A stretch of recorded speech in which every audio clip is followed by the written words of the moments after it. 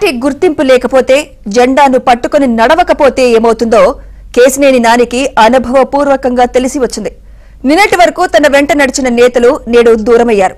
Vijayawada central, Mylavaram, Nandigama, ఇతర ప్రాంతాల్లో తమ అనుచరులకు టికెట్లు ఇవ్వాలని టీడీపీ హైకమాండ్ బృందానికి చెప్పిన నాని చివరకు ఎవరికి టికెట్లయితే కావాలన్నారో వారే తాము నాని వెంట వెళ్లేది లేదని తెగేసి చెప్పారు.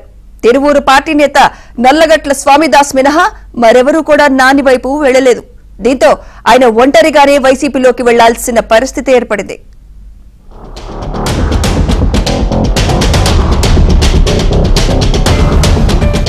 విజయవాడ ఎంపీ కేశినేని నాని ఒంటరివాడైపోయాడు.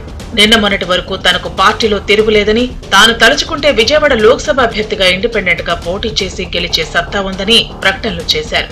తెలుగుదేశం జెండాపై కాకుండా కేశినేని బ్రాండ్ తో మొదటిసారి చేసిన అభివృద్ధిని చూసి రెండోసారి తనను విజయవాడ లోక్సభ నియోజకవర్గ ప్రజలు గెలిపించారని నాని చెప్పుకున్నారు. చివరకు తెలుగుదేశం అధినేత చంద్రబాబు, ఆ పార్టీ రాష్ట్ర అధ్యక్షుడు అచ్చెన్నాయుడు, పార్టీ జాతీయ ప్రధాన కార్యదర్శి నారా లోకేష్ పై కూడా విమర్శలు చేశారు. లోక్సభ నియోజకవర్గం పరిధిలో ఉన్న 7 అసెంబ్లీ సెగ్మెంట్లకు చెందిన తెలుగుదేశం ఇన్ఛార్జీలు, ఎమ్మెల్యేతో ఆయనకు సఖ్యత లేకుండా పోయింది. 2 సంవత్సరాల నుంచి వైసీపీ ఎమ్మెల్యేలతో చట్టాపట్టాలేసుకుని తిరుగుతున్నారు. అదేమిటని ప్రశ్నిస్తే రాజకీయాలు వేరు, అభివృద్ధి వేరు అంటూ జనరల్ డైలాగ్ చెప్పారు. చివరకు చంద్రబాబు బాదుడే బాదుడు కార్యక్రమంలో నందిగామ వెళ్లిన మహానాడులోనూ లోకేష్ యువగళం పాదయాత్రలో కూడా నాని కనిపించలేదు. చంద్రబాబు ఇంటిపై జోగి రమేష్ దాడి చేసేందుకు వెళితే ఆ తర్వాత చంద్రబాబు వద్దకు కనీసం వెళ్లలేదు. అప్పట్లోనే నాని పార్టీకి దూరం అవుతున్నారనే ప్రచారం జరిగింది. మరో సమయంలో చంద్రబాబు వద్ద ఎన్టీఆర్ జిల్లా నేతల సమావేశం జరిగితే తాను వచ్చే ఎన్నికల్లో పోటీ చేయనని టీడీపీ ప్రైవేట్ లిమిటెడ్ కంపెనీ అంటూ అందరి సమక్షంలో వ్యాఖ్యానించారు. ఇటువంటి వివాదాస్పద వ్యాఖ్యలు, నిర్ణయాలు తీసుకుంటూ కేశినేని నాని పార్టీ నేతలకు దూరమైపోయారు. విజయవాడలో తానే సర్వస్వం అన్న రీతిలో వ్యవహరించారు.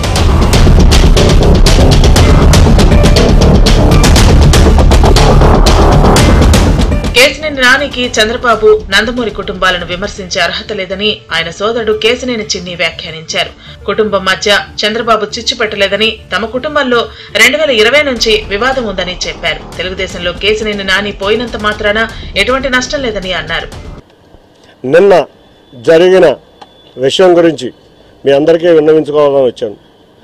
నిన్న నాని గారు, మా నాయకుడు నారా చంద్రబాబు నాయుడు గారు మా కుటుంబంలో చిచ్చు పెట్టారని మాట్లాడటం జరిగింది. ఎన్ని రోజులు నేను ఈ కుటుంబ విషయాలు, పార్టీ విషయాలు కలపకూడదని ఏ రోజు మేము ముందు మాట్లాడలేదు. నిజంగా మా కుటుంబంలో సమస్యలు ఎప్పటి నుంచో ఉన్నాయి. ఏమిటంటే మీరు చూశారు, అసలు చిచ్చు పెట్టింది ఎవరో అనేది మీ అందరికీ తెలుసు. నా భార్య మీద ఒక స్టిక్కర్ గురించి ఒక దొంగ కేసు పెట్టింది మీరు. అంతేకాకుండా నా కుమారుడిని కూడా గ్రీన్ కార్డు రానివ్వనని చెడగొడతానని పలు బంధుమిత్రుల దగ్గర వ్యాఖ్యానించింది మీరు. అంతేకాకుండా కుటుంబంలో అందరినీ రకరకాలుగా వ్యాఖ్యానించారు. కానీ ఏ రోజు కుటుంబంలో ఉన్న బాధ్యతలను ప్రజల ముందుకు తీసుకురాకూడదనే బాధ్యతతో నేను ఇంతవరకు వచ్చాను.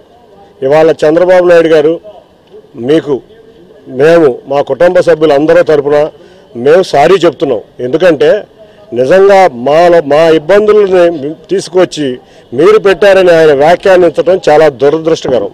తాను లేనిదే విజయవాడ లోక్సభలో తెలుగుదేశం లేదని భావించడంతో పాటు జగన్ ను కలిసి వచ్చిన తర్వాత కూడా 60% మంది తెలుగుదేశం నుంచి తనతో వస్తారని నాని చెప్పారు. చివరకు నిన్న మొన్నటి వరకు ఆయనతో తిరిగిన గన్నె వెంకటనారాయణ ప్రసాద్, ఎంఎస్ బేగ్, ఇతర కీలక నేతలు ఎవరూ కూడా ఆయన వెంట వెళ్లేందుకు ఇష్టపడలేదు. ఎంఎస్ బేగ్ గురువారం తన అనుచరులతో కలిసి నారా లోకేష్ వద్దకు వెళ్లి తాను పార్టీ మారే ప్రసక్తి లేదని స్పష్టం చేశారు. నారాయణ ప్రసాద్ కూడా అచ్చెన్నాయుడు, లోకేష్ ను కలిసి తాము పార్టీలోనే ఉంటామని స్పష్టం చేశారు. వీరితో పాటు టీడీపీ నేత బొమ్మసాని సుబ్బారావు కూడా పార్టీ అధ్యక్షుడు అచ్చెన్నాయుడు కలిసి తాను తెలుగుదేశంలోనే ఉంటానని, నానితో వెళ్లే ప్రసక్తే లేదని తేల్చి చెప్పారు. కేశినేని నాని జగన్ ను కలిసిన వెంటనే నియోజకవర్గంలో పలు పార్టీ కార్యాలయాల వద్ద నాని బొమ్మ ఉన్న ఫ్లెక్సీలను టీడీపీ క్యాడర్ చించేసింది. ఆయన హోర్డింగ్లను తొలగించింది. ఇదిలా ఉంటే నిన్న మొన్నటి వరకు పచ్చగడ్డి వేస్తే భగ్గుమనే వివాదం ఉన్న కేశినేని నాని, వెల్లంపల్లి శ్రీనివాసరావుల మధ్య భవిష్యత్తులో పరిస్థితి ఎలా ఉంటుందనేది వైసీపీ వర్గాల్లో ఉత్కంఠ నెలకొంది.